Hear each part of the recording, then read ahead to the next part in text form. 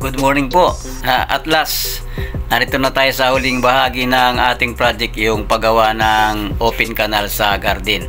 Ito nga po pala ang inyong Anluagi. Nagpapasalamat sa patuloy niyong pagsubaybay.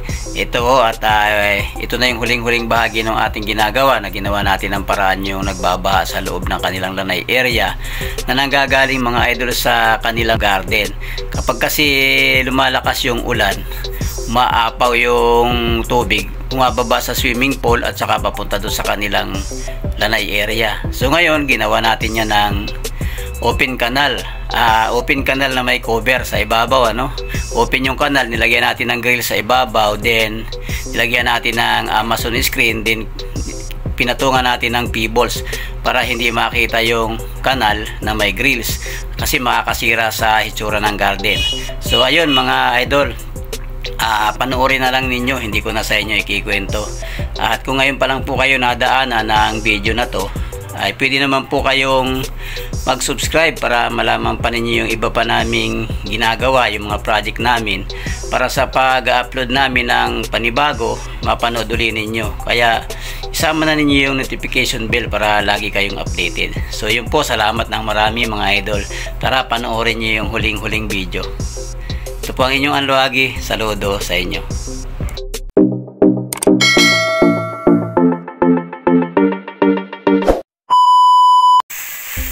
Ayan, pinuputulan na namin yung sobra ng grills na ilalagay natin doon sa open canal. At pag gagamit kayo ng grinder, yan, ganyan mga idol kailangan papunta sa iyo yung talsik ng apoy dahil delikado kapag hindi ganyan, Lagi nyong tatandaan yan dahil maraming na-aksidente sa ganyan. Yan. Okay? O sige. Lagi kayong gagamit ng guantes dahil natalsik yan galing sa grinder. Ayan na po, nailagay na namin yung grills. Ayan. Yan, tinatapos na lang namin. Yan, meron nang tinatapos yung aking body. Ayan. CD, shutdown daw, sabi ni Ace. Shutdown kay Dong CD TV, sabi ni Gagamba Boys. Ayan busy siya. Huwag natin kausapin kasi maghihingi ng increase yan pag kinakausap. Ayan, halos puno na yung ating nalagyan na natin ng grills. So malapit na. Ito nakabakante pa yung dalawa. Isisit na natin yan mga idol. So ayun, itutuloy lang namin to. Diyan muna kayo, dito kami. Ayan na ikabit na namin yung grills. Ayan. Inaayos na lamang namin yung iba-ibang lugar na may kakulangan pa. Patuloy pang ginagawa. Ito ang ganyan doon, paikot. Ayan. Nilagyan namin yan ng grills paikot. Yung naglagay kami ng open canal. Kasi ang nangyayari nga kasi dito kapag bumabaha nga, yung lahat ng tubig na nanggagaling sa garden na yan, dito talaga pumupunta. So kaya bumabaha, ang resulta nga dito pumapasok sa loob na to ng bahay. Ngayon, ang naisip namin, maglagay kami ng open canal dito para magsilbing kanal na doon bababa yung tubig para hindi papasok yung baha dito sa loob ng bahay. Ngayon, dahil pangit tingnan ng may grills yung ganyan, makakasira sa view. Lalagyan namin yan ng P-balls. Lalagyan muna namin yan ng Amazon screen na maliliit ang butas. Pagka nailagay namin, saka namin lalagay yung P-balls para magkaroon ng magandang tingnan yung mga P-balls na ilalagay namin dyan. Medyo malalaking P-balls mga idol yung ilalagay namin dyan, yung hindi lulusot dito sa butas na ito, yung parang halos mga gaganito mga idol yan yan, kaya hindi naman yan mahuhulog yan. At saka lalagyan namin yan dyan ng Amazon screen. Inulan kami, tinabunan na naman ng sako kasi umulan. Yan. Diyan kami natagalan sa pagwi-welding nito. Kasi napakakulit ang lilimit. So pagkatapos niyan, ito naman yung gagawin namin. Yung taas na to. lalagyan namin yan ng salamin enclosure, mga 4 panels. Tapos lalagyan namin ng aircon doon sa may, yun sa may malapad na yun, yung mayroong 4 na ulo na yan, oh. Yan. Diyan namin lalagay yung aircon para malamig na dyan sa loob niyan. Ikabit na natin yung mga grills. Yan, paikot. Halos ano na lang, 99% na lang at kumpletong kumpleto na yung grills na yan. Yan, oh, meron niya na encounter lang kami mga linya ng tubig. Ayan, kaya nahirapan kami magtabas. Ayan, oh. So yan, ganun may ginagawa namin. Yan, gaya niya, no. So yan, kaya medyo ano tayo, marami pa yan hanggang dun pa sa may trabisa na yun. Gagawan pa namin yan, ayusin pa namin yan, trabisa na yan. Maaring gagawa na lang tayo ng ano, ng simento na lang, concrete, gagayahin na lang natin yung hitsura niyan. So yun, yan muna mga idol, at patuloy nating tatapusin yan mga ilang araw na lang. O, hindi lang yung pagbaha ang ginawa namin ng remedyo dyan, no? Kasama na yung landscaping, inaayos na namin yung harapan, ano, yung lawn. At ano namin,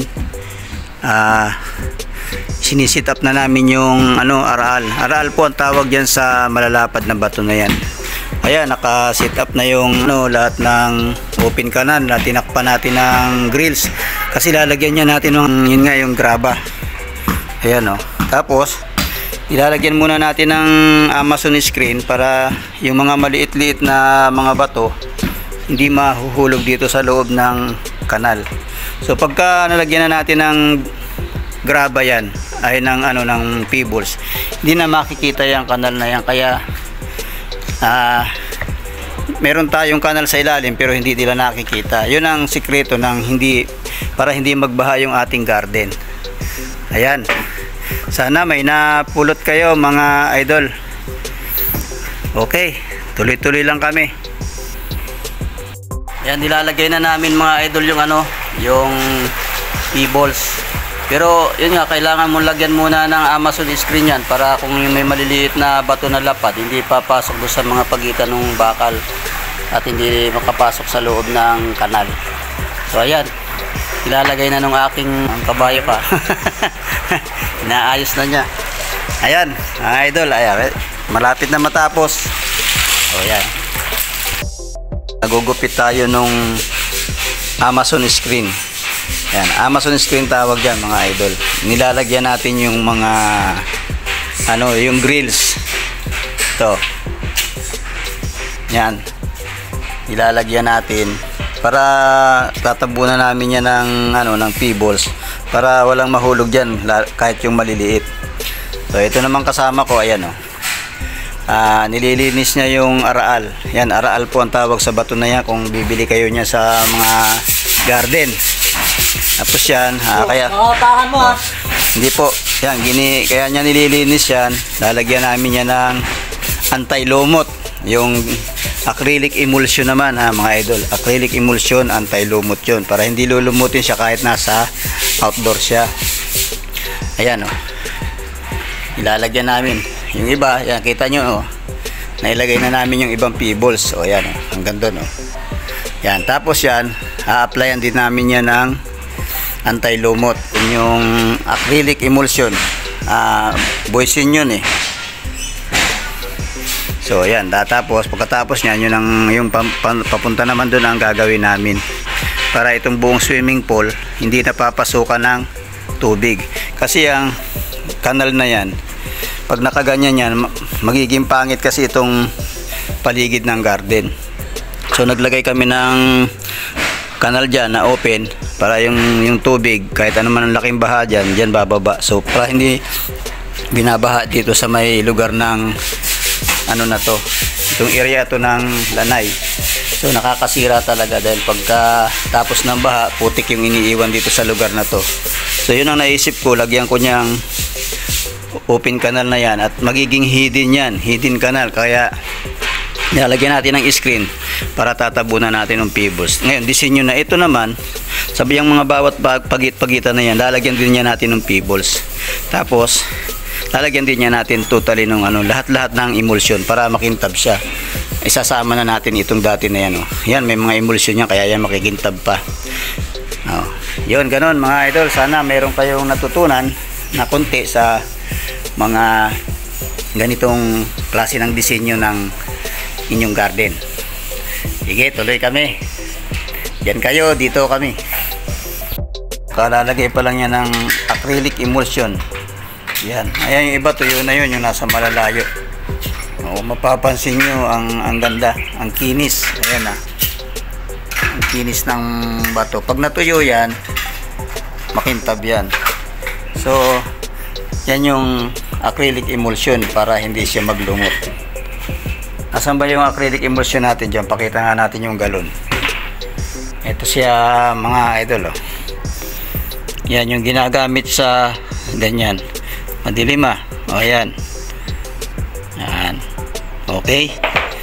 May napulot na kayo mga idol. Salamat Nalagyan na namin ng pebbles, yung in between ng mga aral na yan, yung bato na yan. So ngayon, piniprepare namin dito kasi lalagyan namin yan ng concrete varnish para maganda yung itsura pagkatapos ng lanay na ito na laging binabaha. Ngayon hindi nababahain kasi nalagayan na nga namin dito ng hidden canal yan. Yan, kagaya ng nakita nyo sa unang video, meron na yung hidden canal dyan hanggang dun. Yan, kaya hindi na yan babahain kahit ano pang lakas ng ulan. Ayan. So ngayon prepare kami para maglagay kami ng concrete varnish. Yan, para anti-lumot, para hindi rin lumutin yan. Kasi inaabot yan ng ulan Ayan mga idol, sana po nakapagbigay kami sa inyo ng konting idea. Salamat. Binabarnisan na niya yung flooring. Ang ginagamit namin dyan ito, parang gatas pero hindi gatas yan Yan ay magandang concrete varnish kung dito lang, lalo dito sa labas pwede yan Yan lahat yan mayroon na. Yan hindi naman kakintaban, tama lang. Okay yan mga idol acrylic emulsion ng Boysen. Hindi ko tayo binabayaran dyan nasabi lang natin yung kanyang quality sa pagbabarnish sa may mas matataas pang uri ng varnish sa concrete, kaya lang ito yung na basic na to. Ayan po, nakumpleto na namin lagyan ng pebbles. Ayan lahat to po meron na. Ayan, kumpleto na siya yung paligid Yan, yung mga malaki-laking bato na yon, yung sa bagong lagay lang namin yan. Ayan, ang isusunod namin dyan mga idol, babarnisan namin. Ayan yung i-apply natin na pinaka-varnish. Gagamitin lang natin yung pang-spray lang, ganito lang ready natin. Manual lang mga idol ang pang-spray natin. Yan, dami-damihan na natin para isang na lang proseso. Ganyan.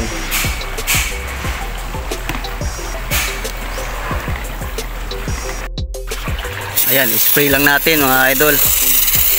Ganyan lang. Pag natuyo yan, makintab na yan.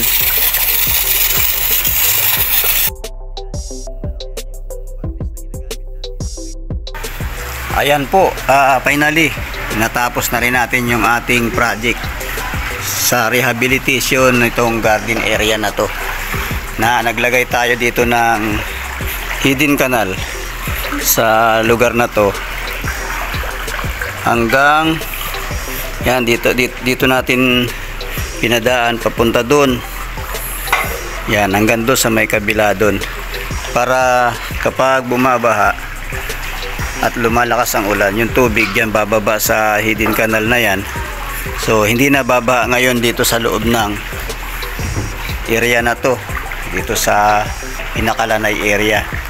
So yan ang ginawa namin mga idol, at saka pati kasama na namin ni rehab yung garden. So kasama na yung landscaping dyan na inayos namin, kagaya niyan. Yan dito mga idol, nandyan yung kanal. Tapos dito yan lahat ng kantuhan na yan, nilagyan namin yan ng hidden canal dyan. Tapos yung nag-i-erode na lupa dito, yung nag-i-erode yung lupa dyan, nilagyan namin yan yung may mga bato-batong medyo malaki na yan. Hanggang dito yan sa kabila dito. Yan, nakita nyo yung bato na yan, mayroon ding hidden canal dyan na tinakpan namin ng mga graba para hindi nakikita yung kanal. So yun, ganun. Ayan na yung complete setup natin. Okay mga idol, salamat at sana'y nakapulot kayo ng idea sa aming project. Ayan po, hindi pa talaga totally tapos yan. Marami pa tayong gagawin dyan, kaya lang hanggang dyan muna tayo kasi gagawin pa natin ito, lalagyan pa natin yan enclosure na salamin na mga 4 na panel, tapos lalagyan pa yan natin ng aircon. So hanggang ngayon lang muna tayo at babudgetan pa natin yan lugar na yan. So kung marami pa po kayong gustong malaman sa mga ganitong klase ng mga repair or disenyo, mag-subscribe lang po kayo, libre naman po yan para mapanood pa ninyo yung aming mga susunod na mga i-upload na mga video tungkol sa mga ganitong repair. So ito po ang inyong Anluagi, nagpapasalamat po ng marami sa patuloy ninyong pagsubaybay. Nawa po'y lagi pa namin kayong makasama sa aming mga ganitong ginagawa. Salamat po ng marami. Ito po ang inyong Anluagi. Ingat po kayong palagi at salamat po sa inyong panonood. Saludo po ako sa inyo. God bless po.